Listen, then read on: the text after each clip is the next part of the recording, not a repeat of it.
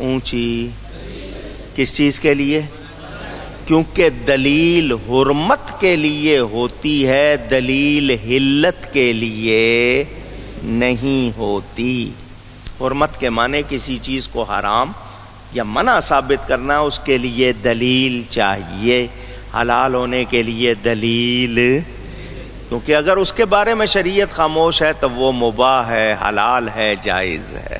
آئیے میں آپ کے سامنے اور آسان کر دوں، یہ بات اگر یاد ہو جائے مسئلہ حل ہو جائے گا۔ قرآن میں کہیں شراب پینے کا حکم ہے؟ اونچی گئی ہے، منع کا ہے یا نہیں؟ قرآن میں کہیں چوری کا حکم ہے؟ منع کا ہے یا نہیں ہے؟ تو جس سے منع کرنا ہے اس کے لیے دلیل چاہیے، جس سے منع نہیں کیا اس کے لیے دلیل کی ضرورت نہیں۔ بہت سمجھایا میں نے، آسان کر کے پھر سمجھا دیتا ہوں۔ بعض جگہوں پر آپ نے لکھا ہوا دیکھا ہوگا تمباکو نوشی منع، نو اسموکنگ لکھا ہوتا ہے نا۔ کیوں لکھا ہے؟ کیونکہ منع کرنا تھا، لکھ دیا۔ منع نہ کرنا ہوتا تو لکھتے؟ پوچھ رہا ہوں۔ تو منع کرنا تھا، بورڈ لگانا پڑا، ورنہ آپ نکالتے اور اپنا شروع ہو جاتے۔ انہوں نے منع کرنا تھا، بورڈ لگانا پڑا۔ جہاں بورڈ نہیں ہے وہاں آپ رکتے؟ پوچھ رہا ہوں آپ سے۔ تو منع کرنے کے لیے حکم چاہیے۔ قرآن میں، حدیث میں، تمام جو مستند جو ہماری ادلہ شریعت کی دلیلوں میں دکھاؤ کہیں میلاد کرنے سے منع کیا گیا ہو، انگوٹھے چومنے سے منع کیا گیا ہو، کھڑے ہو کر درود و سلام پڑھنے سے منع کیا ہو گیا، کہیں منع ہے؟ تو جب منع نہیں ہے تو جائز، جب منع نہیں تو جو یہ پوچھے کہاں لکھا ہے کرو، اسے کو یہ نہ کہو کہاں لکھا ہے نہ کرو، یہ دکھاؤ کہاں لکھا ہوا ہے کہ نہیں کرو، تم دکھاؤ۔ کیوں کہ البینۃ علی المدعی، جو دعویٰ کر رہا ہے اس پہ ہے دلیل لانا، اس کے ذمے ہے کہ وہ دلیل لائے۔ تو جو دعویٰ کر رہا ہے مدعی ہے، مدعا اور مدعا علیہ، یہ جس پر دعویٰ کر رہے ہو نہیں، جس تم نے دعویٰ کیا تم دلیل لاؤ۔ تم کہتے ہو میلاد بدعت ہے، دکھاؤ کہاں لکھا ہے۔ تم کہتے ہو جی کھڑے ہو کر درود و سلام نہ پڑھو، دکھاؤ کہاں لکھا ہے۔ کہیں دکھا سکتے نہیں تو تم غلط ہو۔ جب شریعت نے منع نہیں کیا تم کر سکتے، تو کبھی آپ سے کوئی الجھ پڑے کہ فلاں چیز جائز نہیں، تو یاد رکھنا منع کے لیے دلیل چاہیے ہوتی ہے، اسے کہنا دلیل دو۔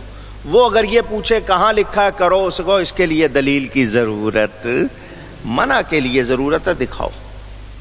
یہ اگر اصول یاد کر لیں تو یہ بھاگ جائیں گے، کیونکہ ان کے پاس کوئی دلیل نہیں ہے۔ میرے دوستو، حضور صلی اللہ علیہ وسلم آسان دین لے کر آئے ہیں، مشکل دین نہیں لے کے آئے۔ انہوں نے بہت زیادہ اس میں گڑبڑ کی ہوئی ہے۔ اگر ان کے کہنے کی وجہ سے ہر نیا کام صرف نئے ہونے کی وجہ سے ناجائز، بدعت، حرام یا غلط ہے، تو پھر میں کہتا ہوں آپ کے 80% مسئلے سارے غلط ہو جائیں گے۔ خود ان کا حال بھی یہی ہے، جس کام کو یہ بدعت کہتے ہیں وہ کرتے ہیں، جس کو حرام کہتے ہیں وہ کرتے ہیں۔ یہ کر لیں تو دین، ہم کریں تو غلط، یہ ہو سکتا نہیں۔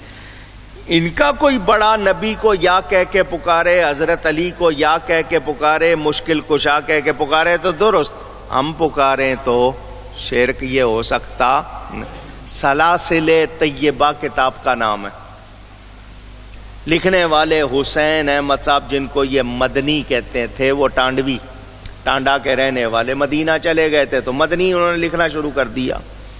ان کی وہ لکھی ہوئی کتاب سلاسل طیبہ انہی کی کتابوں کی دکان سے ملتی ہے، اس میں یہ موجود ہے، ہادی عالم علی مشکل کشا کے واسطے، لکھا ہوا ہے۔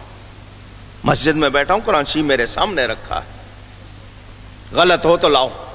ہادی عالم علی مشکل کشا کے واسطے میری کتاب مزارات و تبرکات پڑھ لینا، اس میں نے یہ سارے حوالے لکھے، سفید و سیاہ پڑھ لو۔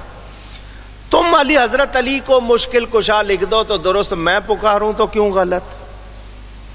تمہارے بڑوں نے نبی پاک کو یا کہہ کے پکارا، بزرگوں کو یا کہہ کے پکارا، تم پکار لو درست، میں پکاروں تو کیوں غلط؟ تو یہ ان کے فتوے ہیں، ہم ان فتووں سے ڈرتے کیونکہ یہ فتوے اسلامی فتوے نہیں ہیں۔ ان لوگوں نے قیاس، استنباط، استدلال، یہ جتنی بھی ہیں ان سب باتوں کو غلط ثابت کرنا شروع کر دیا ہے۔ یہ جائیں گے کہاں اس طرح کی باتیں کر کے؟ تو ایک بدعت لغوی ہے اور ایک بدعت شرعی ہے۔ لغت کے حوالے سے نئی چیز کو نیا کہنا وہ اور ہے، شریعت کے حوالے سے نیا کہنا وہ اور میں آپ کو بتا چکا، دونوں کی تفصیل بتا چکا۔ بدعت لغوی کتاب و سنت سے ثابت نہیں ہے، یعنی ان کی اصل مثال شریعت میں موجود نہیں وہ، اور بدعت شرعی جو کتاب و سنت کے مخالف ہوں، اخیار امت پہلے سلف صالحین کے بھی مخالف ہوں۔ دوسرے لفظوں میں یوں کہیں کہ ہر وہ نیا کام جس کی کوئی شرعی دلیل، اصل، نظیر پہلے سے دین میں موجود نہ ہو۔ یہ میں نے آپ کو سمجھا دیا۔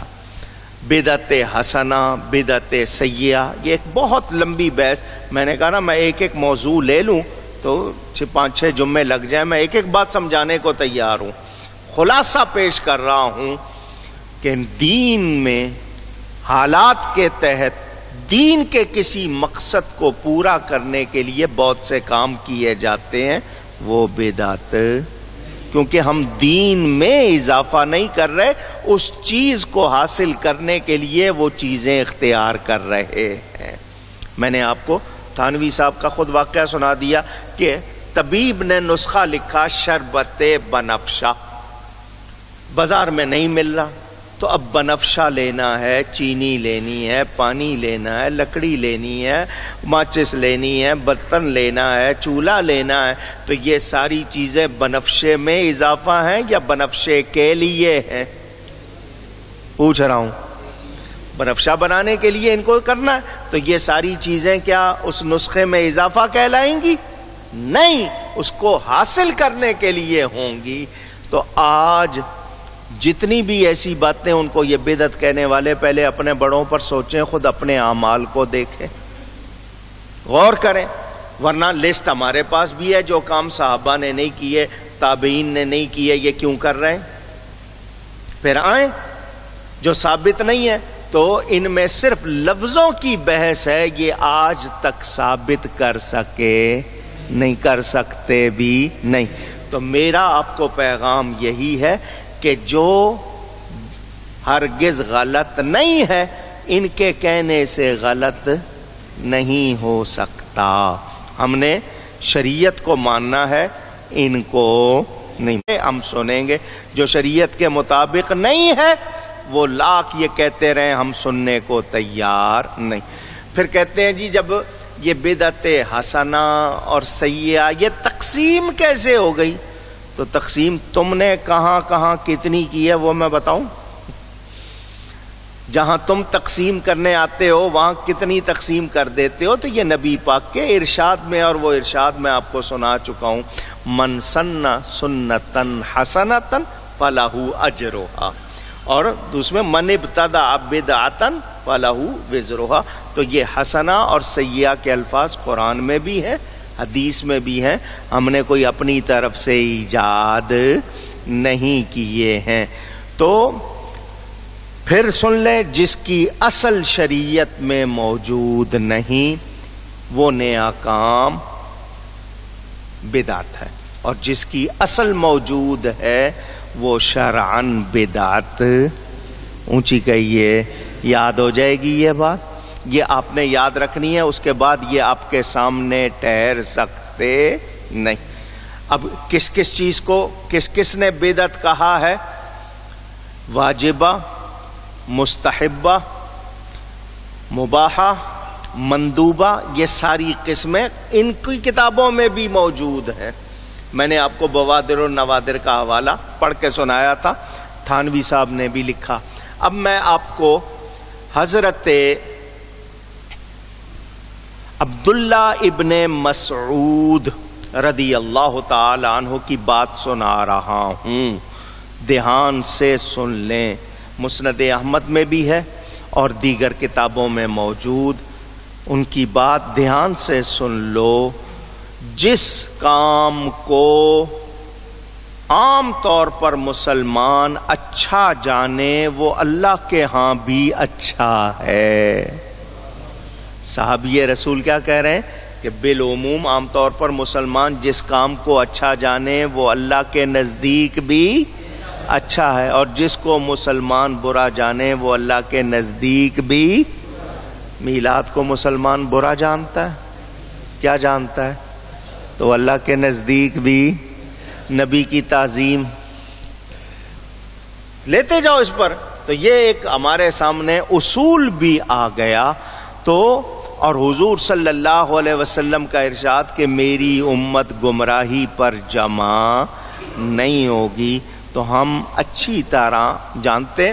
میں وہ حدیث پھر سنا دیتا ہوں، آپ کے ذہنوں میں نقش ہو جائے. مسلم شریف میں بھی موجود، دیگر کتابوں میں بھی موجود. من سن فی الاسلام سنتن حسنتن فعمل بها بعده كتب له مثل اجر من عمل بها ولا ينقص من اجورهم شيء. کہ جس شخص نے مسلمانوں میں کسی اچھے طریقے کی ابتدا کی اور اس کے بعد اس طریقے پر دوسروں نے بھی عمل کیا، تو اس طریقے پر عمل کرنے والوں کا اجر بھی اس پہلے کے اجر میں لکھا جائے گا. یعنی ایک نے شروع کیا، 50 نے اس پر عمل کیا، تو 50 کو بھی اجر ملے گا اور ان سب کے برابر اس شروع کرنے والے کو ملے گا. اسی طرح کسی نے برے طریقے کا کیا تو برے طریقے پر عمل کرنے والوں کی برائی اس شروع کرنے والے کو پہنچے گی. اب میلاد منانے والے کون؟ امت کے بڑے بڑے. میں آپ کو سناتا رہتا ہوں. نبی پاک کا نام سن کر انگوٹھے چومنے والے کون؟ حضرت ابو بکر صدیق. یہ ان کی سنت ہے. تو جو اس کو غلط کہے وہ کس کو برا کہہ رہا ہے؟ سمجھ آئی بات؟ یہ صرف جھلکیاں دکھائی ہیں. تو یہ جو نیک کاموں کو بدعت کہہ رہے ہیں، ان کو بدعت کی تعریف بھی معلوم اونچی گئی ہے. یہ میں نے صرف آپ کا ذہن کھولنے کے لیے اتنی بات بتائی ہے. اب اگر میں حوالے دوں کہ علماء نے بدعت پر بہت کتابیں لکھی ہیں تاکہ یہ جھگڑا امت میں نہ بڑھنے پائے. انہوں نے بتا دیا کس کس چیز کو کیا کیا کہیں گے.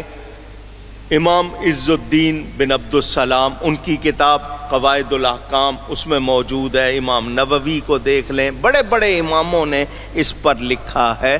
تو ہر بدعتی کو گمراہ کہنے والے اور جہنمی کہنے والے پہلے یہ بتا دیں کہ ان کے نزدیک بدعت ہے کیا. حضور صلی اللہ علیہ وسلم کا نام سن کر انگوٹھے چومنا، آنکھوں سے لگانا، یہ میں نے آپ کو کس کی سنت بتایا؟ حضرت ابو بکر کی. حضور نے فرمایا جو میرے اس یار کی طرح کرے گا اس کی آنکھیں نہیں دکھیں گی. اور اس کے لیے جزا کا بھی بیان کیا، شفاعت کا بھی بیان، ثواب کا بھی بیان. موضوعات کبیر، امام اللہ علی قاری نے جن حدیثوں کو کہا گیا نا بنائی ہوئی، ان کا جواب لکھنے میں بتایا کہ یہ حدیث موضوع نہیں، اور اس کا جواب دیتے ہوئے کہا کہ خود نبی پاک فرماتے ہیں تم پر میرا طریقہ لازم اور میرے خلفائے راشدین کا طریقہ لازم. تو حضرت ابو بکر خلفائے راشدین میں پہلے ہیں اور یہ ان کا طریقہ ہے، لہذا اس یہ تو لازم ہے. اس کو بدعت کہنا تو سخت بدعت ہے. یعنی ایسے نیک کام کو بدعت کہنا یہ بدعت ہے، وہ کام بدعت نہیں، یاد رہے۔ اس حوالے سے علماء نے جتنی تفصیل لکھی، کسی کا دل چاہے، میں نے شروع میں سوچا تھا، بلکہ نام بھی سوچ لیا تھا، بدعت کی حقیقت کتاب لکھوں گا، شروع بھی کر دی تھی، چونکہ اس موضوع پر علماء نے بہت سی کتابیں لکھ دی، میں نے روک لی۔ میں نے اپنی کتاب سفید و سیاہ میں تھوڑا سا اس کا حصہ لگا دیا۔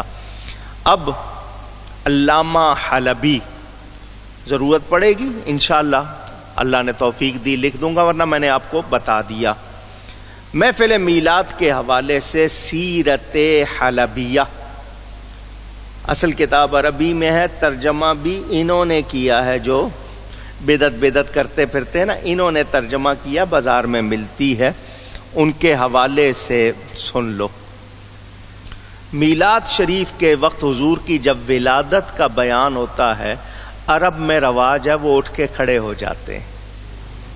جب حضور کی ولادت شریف کے حضور تشریف لائے وہ واقعات بیان کیے جاتے ہیں تو وہ اٹھ کر اونچی کہیں نا، ہاں۔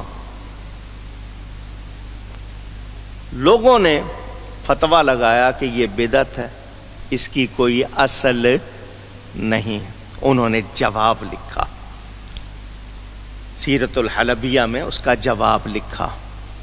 پورا جواب لکھنے کے بعد وہ علماء ان کے سامنے موجود تھے، وہ جواب کہ حضور نبی کریم صلی اللہ علیہ وسلم کی مدح، حضور کی تعریف، وہ کہتے ہیں سونے کے پانی سے، سونے کے قلم سے، سونے کے پترے پر خوبصورت بہت اچھا کر کے لکھنا بھی بہت کم ہے۔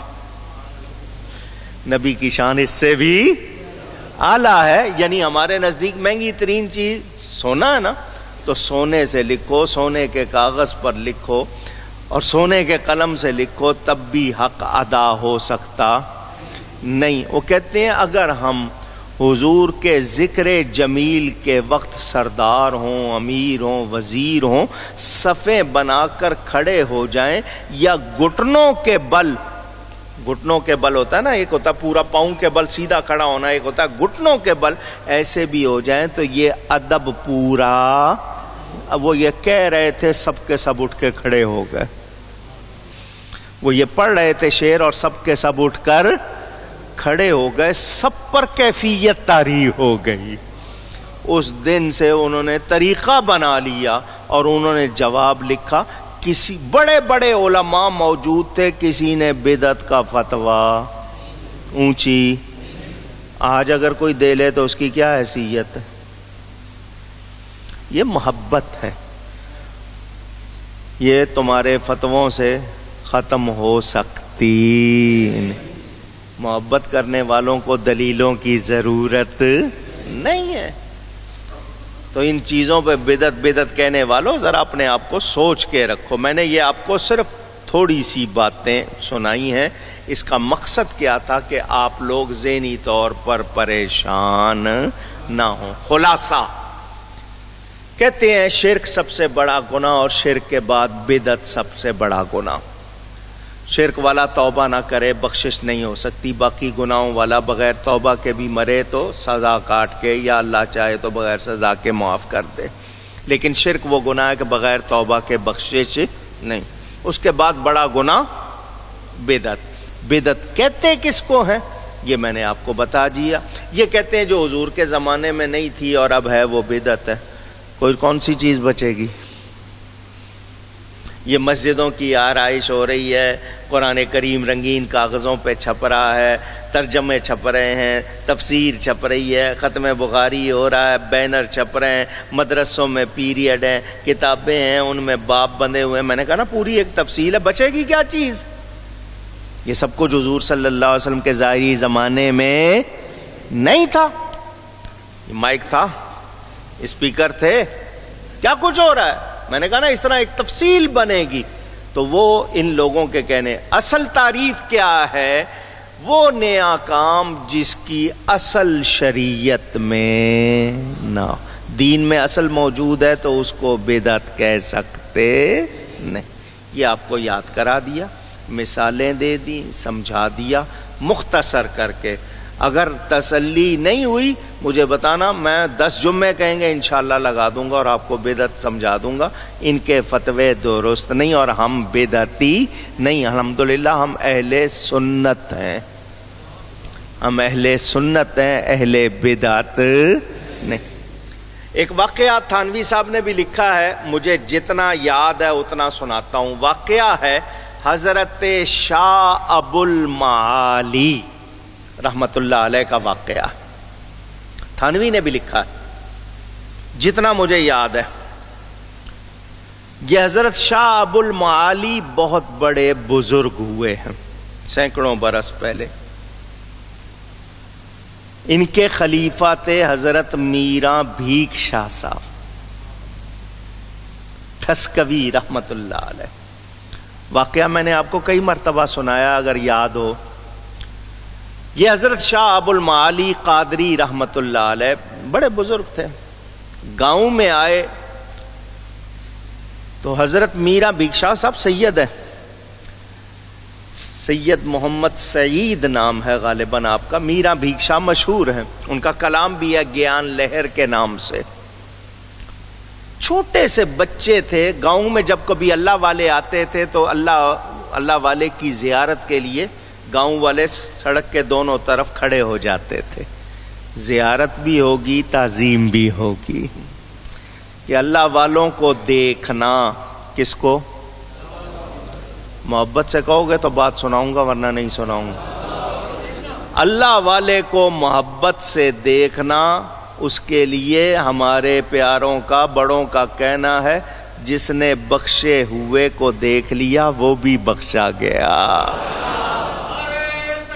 اللہ مجھے نہ سمجھ لینا، کوئی میری طرف گمان نہ کر لینا یہ اللہ والوں کی بات ہے، کوئی یہ نہ سمجھے. اللہ والے کو کسی نے دیکھ لیا، بخشے ہوئے کو دیکھ لیا تو وہ بھی. ہم نے جن چہروں کو دیکھا انہی پر تو ناز ہے، جن اللہ والوں کو دیکھا انہی پر تو ناز ہے. ہمارے پلے اور کیا ہے؟ سمجھ رہے ہیں؟ میں نے آپ کو بات سنائی تھی نا، ایک علاقے میں بارش نہیں ہوتی تھی، لوگوں نے نماز پڑھی نہیں ہوئی، لوگوں نے توبہ کی نہیں ہوئی.